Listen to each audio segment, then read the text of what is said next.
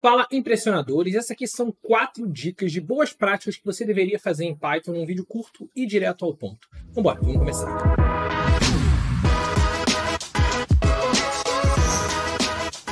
Bom, galera, se você gostou da ideia do vídeo, deixa o seu like, se inscreve no canal e pega os arquivos da aula de hoje que vão estar aqui na descrição. A gente vai ter um arquivo auxiliar que vai ser muito importante para você entender toda a estrutura da aula de hoje. Pega ele aqui na descrição e vem fazer junto comigo. Vamos lá. Essas 4 dicas que eu separei aqui são coisas que não são obrigatórias de você fazer, mas que são, como eu falei, boas práticas, né? Então, seus códigos vão funcionar sem tudo isso aqui, mas quanto mais você usar essas coisas aqui, melhor vai ficando o seu código, mais fácil de entender, e a gente vai entender em cada um dos pontos como que isso vai acontecer. Então, o primeiro é testar módulos. Pensa o seguinte, imagina que você está construindo um código e aí você tem um arquivo, que ele é um módulo. Ou seja, ele é um arquivo onde você está definindo funções, você está definindo classes, está definindo várias coisas dentro dele. E, por exemplo, aqui eu tenho uma função calcular imposto. Essa função calcular imposto, ela recebe um valor de faturamento e ela devolve para mim como resposta qual o imposto que vai ter sobre esse faturamento, de acordo com a faixa de faturamento, o percentual de imposto cobrado sobre ele e tudo mais. Beleza. Quando eu estou, olha só, no arquivo cálculos.py, é o arquivo do módulo que eu estou construindo. Módulo, quando a gente chama módulo, nada mais é do que um arquivo em Python especificamente, que ele vai ser usado para ser importado para um outro arquivo. Então, por exemplo, aqui, na hora de eu quero, dentro desse meu arquivo principal, digamos assim, importar as informações, importar essa função calcular imposto que foi definida dentro do arquivo de cálculos, para eu poder usar ela aqui. Como que você faria isso? Normalmente você pode fazer isso da seguinte forma. From cálculos, que é o arquivo que a gente... Tá aqui, ó, cálculos, tá vendo? É o arquivo que a gente está construindo esse módulo. Import o nome da função, a função calcular imposto. E aí, se eu quiser usar essa função calcular imposto aqui dentro, agora eu posso simplesmente colocar aqui a função calcular imposto, passando para ela um faturamento de, sei lá, R$500. Beleza? Então, isso daqui vai funcionar. Só que acontece o seguinte, quando você está construindo o seu módulo, eu estou construindo ele aqui, eu quero garantir que essa função vai estar funcionando. E para testar se essa função está funcionando, o que você pode fazer? Você pode simplesmente usar essa função aqui embaixo. Então eu usei aqui embaixo a função calcular imposto, passando para ela um faturamento de 1.000. Só preciso passar o faturamento. Um faturamento de 1.000. E aí se eu executar esse código daqui, você vai ver que ele vai aparecer aqui, ó. O imposto foi de R$100. Ó, vou rodar de novo aqui o código. O imposto vai aparecer aqui embaixo, R$100. Por quê? Porque ele passa o faturamento de 1.000 para cá. Se o faturamento for menor do que 1.000, o imposto é 0. Caso o faturamento seja maior do que 1.000 e menor do que 10.000, o imposto é 10%. 10% de 1.000 é R$100, então ele está me dando aqui. Beleza, então isso daqui está funcionando para eu testar essa minha função e ela está dando certo. Só que qual o problema de você testar as suas funções nesse formato daqui?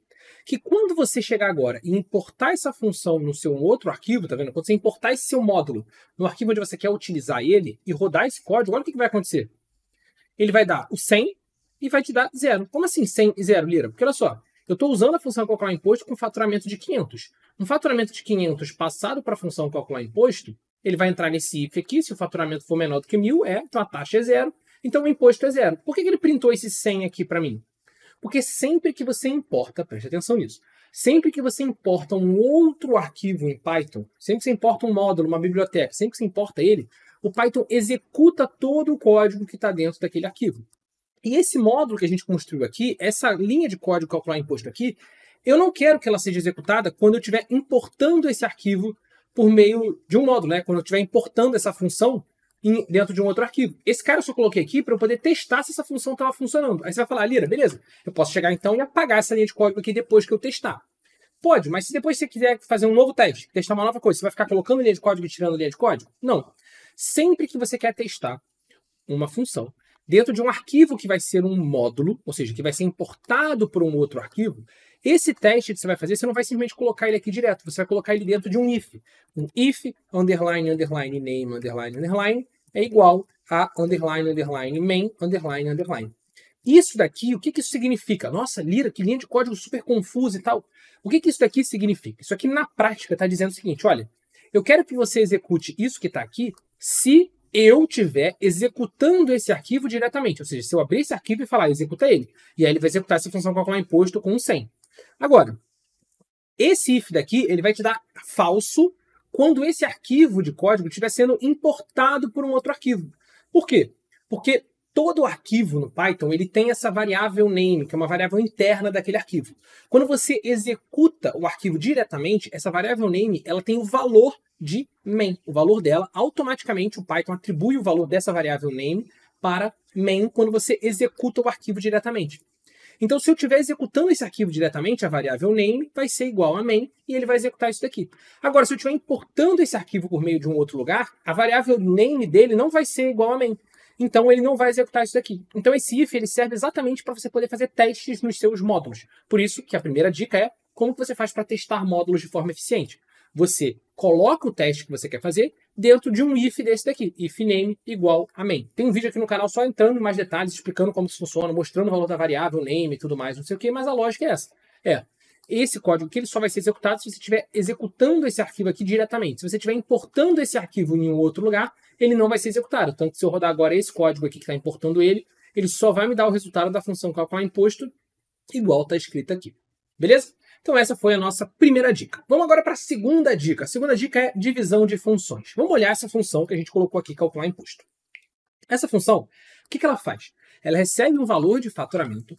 Primeiro, de acordo com o valor de faturamento, ela define qual é a taxa de imposto que vai ser cobrada sobre esse faturamento. Tá vendo? Se o imposto for menor do que 1.000, a taxa de imposto, se o faturamento for menor do que 1.000, a taxa de imposto é 0. Se o faturamento for entre 1.000 e 10.000, 10%. Entre 10.000 e 500.000, 15%. Acima de 500.000, 20% de imposto. Beleza? Essa é a lógica que a gente construiu aqui. E depois de calcular essa taxa, ele vem aqui e utiliza essa taxa para calcular o valor do imposto e printa esse imposto e retorna ele como resposta. Se você reparar, essa função aqui ela está fazendo muitas coisas dentro de uma mesma função. E isso a gente vai ter algum problema. Então, essa função aqui ela não está com boas práticas de construção. Como ela é relativamente pequena, você está batendo o olho aqui e você consegue entender o que ela faz. Mas imagina que essa função pode acabar ficando muito longa, ou que essa função faz parte de um outro programa que tem várias coisas.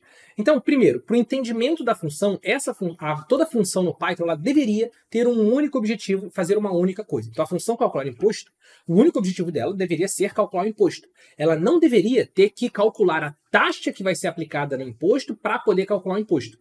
A lógica de cálculo da taxa do imposto deveria ser feita por uma outra função. Então, sempre que você está construindo funções no Python, pensa nisso.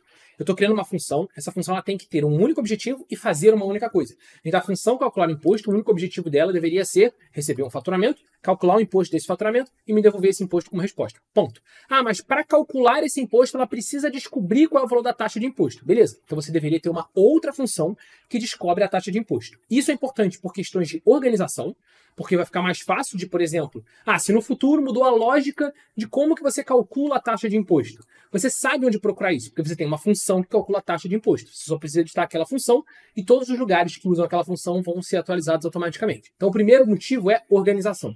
E o segundo motivo, talvez até mais importante, é o seguinte. Imagina agora que dentro do meu programa, dentro do meu módulo, dentro do meu programa principal, eu quisesse usar a função de calcular a taxa. Eu preciso calcular a taxa de imposto para uma outra função, para uma outra funcionalidade que eu tenho. Eu não tenho essa lógica aqui construída de forma separada numa função. Como eu não tenho ela construída de forma separada numa função, se eu quiser fazer isso aqui agora numa nova função no Python, num novo pedaço do meu código que eu preciso dessa informação, eu essencialmente tenho que recriar essas linhas de código todas. Eu tenho que fazer isso tudo que eu fiz aqui. Quando que o certo deveria ser, aqui eu colocar, taxa, vai ser o calcular taxa, passando para ela o faturamento, e aí agora, a partir desse momento, eu tenho uma função que o único objetivo dela é calcular a taxa de imposto. Como eu tenho uma função cujo único objetivo dela é calcular a taxa de imposto, eu agora consigo reutilizar essa função de calcular a taxa de imposto, tá vendo? Em vários outros lugares. Então, essa função ela deveria receber o faturamento, descobrir qual é a taxa de imposto relacionada àquele faturamento e devolver essa taxa de imposto como resposta. E agora, a nossa função calcular imposto, ao invés dela fazer essa lógica toda dentro dela, ela vai chamar a função calcular taxa, pegar essa taxa e calcular o imposto. Se você olhar, tanto o nosso teste vai dar 100, normal, quanto ao momento que a gente importou, vai dar 0, normal, não vai ter impactado nada a lógica de funcionamento. Mas isso aqui agora está muito mais organizado. Porque se eu chegar agora no futuro e falar, olha, agora todo faturamento acima de R$1 milhão tem um imposto de 0,25%. Beleza, eu não vou precisar procurar todos os lugares em que isso aqui está sendo construído. Eu sei que isso só está na função calcular taxa e sempre que eu quiser editar alguma coisa nessa lógica ou reutilizar a lógica de calcular taxa, você vai poder vir nessa função diretamente e fazer isso. Beleza? Então essa foi a nossa segunda dica super importante, divisão de funções. Na minha opinião, inclusive, eu acho que essa daqui deve ser a mais importante de todas as dicas do vídeo de hoje. Vamos agora para a dica 3, Type Annotations. Esse daqui é uma dica que eu mesmo, Lira, costumo não fazer tanto assim, mas é algo que é legal vocês irem se acostumando a fazer. Quando você está começando a aprender Python, acho que não tem necessidade, acho que é gerar uma complexidade sem muito benefício para um iniciante ainda, mas a partir do momento que você começa a avançar em Python, começa a construir programas mais complexos, mais completos mesmo, e programas que outros programadores principalmente vão utilizar, é legal você começar a fazer type annotations. O que são type annotations? Basicamente é o seguinte, repara, a nossa função calcular taxa. O que essa função calcular taxa faz? Ela precisa receber um valor de faturamento e ela devolve um valor de taxa como resposta. Esse faturamento, ele pode vir como texto? Ele pode ser uma lista? Ele pode ser um inteiro? No Python, você não tem restrição de tipo de variável. Qualquer variável, por exemplo, a palavra faturamento, pode significar um número, um texto, uma lista, um dicionário, um objeto, qualquer coisa. O Type Annotations, basicamente, é para você dar uma direção, você falar para o usuário que está olhando essa função aqui, né, para a gente, programador que está olhando essa função, que tipo de informação deveria ser o faturamento, que tipo de informação a função calcular taxa deveria ter como resposta. Então, na definição da função, é interessante você colocar algo assim, faturamento, e aí que depois de faturamento você bota assim, ó, 2 pontos, float. Então, eu estou dando aqui um type annotation, ou seja, uma anotação que diz o tipo de variável que ela é. Isso aqui é opcional no Python, você não é obrigado a fazer isso, mas é interessante, por quê? Porque agora quando o programador olhar isso daqui, ele sabe que o faturamento tem que vir para essa função no formato de um float. Se ele vier no formato de um string, no formato de uma lista, no formato de qualquer outra coisa, a sua função não vai dar erro. E ele sabe por que vai dar erro, porque está escrito aqui. Cara, você deveria estar mandando um float para cá. E, inclusive, quando você faz isso, o que é interessante é que o próprio editor de código, né, o próprio VS Code, automaticamente reconhece que a variável faturamento agora tem que ser um float. O que significa que se você digitar dentro aqui, ó, faturamento ponto, ele vai abrir para você todas as funções que um float pode ter. Então, ele já considera esse cara daqui um float e ele já vai abrir todas as opções. O próprio editor de código vai te ajudar a não cometer erros. E é legal você normalmente colocar esses type annotations tanto para as variáveis que você está construindo aqui dentro, quanto para a resposta que a função vai dar para você. Então, o parâmetro tem que vir como um float, e essa função calcular taxa, ela vai me dar como resposta um float também, tá vendo? Ela vai retornar para mim uma taxa. Então, se ela vai me dar como resposta um float, você aqui no final da função, antes dos 2 pontos, você bota assim, ó, espaço, traço, setinha, né? Desenha uma setinha mesmo aqui, com traço e a boquinha de jacaré, float. Ou seja, o que isso aqui está significando? Significa que a função calcular taxa precisa receber a variável faturamento, que é um float, e ela me devolve como resposta um float. A mesma coisa a função calcular imposto. Ela recebe um faturamento, que é um float, e ela me dá como resposta também um float, porque ela me dá como resposta um imposto. Lira, e se a função não retornasse nada? Se a função simplesmente tivesse um print, ela não desse nada como resposta, o que eu botaria aqui? Você botaria aqui none. Você botaria, olha, a função recebe um faturamento que é um float para ela funcionar e ela não devolve nada como resposta, ela não tem nenhum return, ela só executa o que tem que ser executado ali dentro. Aí você coloca um none aqui dentro. Então, isso vai, para as pessoas que olharem, estou dando Ctrl Z aqui para voltar para a funcionalidade original, mas para as pessoas que olharem agora o seu código, elas vão saber, olha, quando eu usar a função calcular imposto, eu tenho que passar para ela um número float e ela vai me devolver um float como resposta. Então eu já sei o que vai para ela e o que vem dela. Então isso facilita muito de você entender a função. Obviamente, nesse nosso exemplo, parece que é meio que escrever coisa a mais, porque eu estou com coisas mais simples aqui escritas. Mas imagina você com 40 funções diferentes construídas, cada uma puxando outra e mandando uma informação para outra. Essa função precisa de uma lista para funcionar, essa aqui de um dicionário, essa aqui de um objeto, essa aqui de um float, essa aqui de um int. Você tem que conseguir acompanhar toda essa lógica na sua cabeça se você não tiver esses type annotations escritos aqui. Principalmente quando a gente está falando de funções, os parâmetros que a função precisa para funcionar e o que ela devolve como resposta, os type annotations vão ajudar bastante a você, o entendimento do seu código. Por isso que ela ficou como uma dica de uma boa prática aqui dentro do Python. Beleza? E vamos agora para a nossa quarta e última dica, que é um list comprehension, que eu já falei algumas vezes aqui no canal, mas eu trago de novo para vocês. Imagina, por exemplo, que a gente tivesse aqui agora uma lista de faturamentos. Eu tenho vários faturamentos. Faturamento 1.000, 1.500, 3.000, 4.000, 7.000, 3 milhões, 510 mil, vários faturamentos. E eu quero conseguir calcular o imposto de todos esses faturamentos aqui. Bom, se você está iniciando no Python, muito provável que você pode fazer é, para cada faturamento dentro da minha lista de faturamentos, eu quero então calcular o imposto desse faturamento. Isso daqui vai funcionar? Vai. Se você rodar esse código aqui, você vai ver que ele vai printar para você aqui todos esses faturamentos. Beleza. Só que primeiro, isso aqui ele está só printando para você. Se eu quisesse colocar todos esses faturamentos numa lista separada, eu deveria aqui criar, por exemplo, todos esses impostos numa lista separada. Eu deveria criar, por exemplo, aqui uma lista de impostos que começa vazio, e aqui, cada vez que eu calcular algum imposto, eu vou adicionar esse imposto, né? Então, eu vou calcular o imposto, e eu vou adicionar esse imposto na minha lista de impostos. Então, lista de impostos, ponto append esse imposto. Só que para o seguinte, para fazer uma operação simples de, cara, eu quero pegar uma função e aplicar ela em cada item da minha lista, ou seja, no final, eu só quero conseguir criar uma lista de impostos com cada um desses valores aqui aplicando nessa função. Para fazer uma operação simples, eu tive que escrever 4 linhas de código. Aí que o List Comprehension ajuda a gente. Sempre que você quiser criar uma lista a partir de uma outra lista, criar uma lista a partir de elementos de um dicionário, ou seja, você está querendo criar um objeto que você percorre, né, uma lista, um dicionário e tal, a partir de um outro objeto que você percorre, de uma lista e tal, você pode aplicar um List Comprehension. Você pode fazer assim, ó, a minha lista de impostos vai ser uma lista, aplicando a função calcular imposto em cada um dos faturamentos para cada faturamento que tem dentro da minha lista de faturamentos. Isso daqui é um List Comprehension. Se você olha isso daqui a primeira vez e se sente confuso, dá uma olhada no vídeo de List Comprehension que eu vou deixar aqui na descrição para vocês, que esse vídeo vai explicar ele com muito mais detalhe. Mas repare que você consegue ler bem essa linha de código comigo, mesmo que você não saiba List Comprehension. Olha só, a minha variável impostos vai ser uma lista, onde eu vou, para cada faturamento na minha lista de faturamentos, aplicar a função calcular impostos e criar esse faturamento.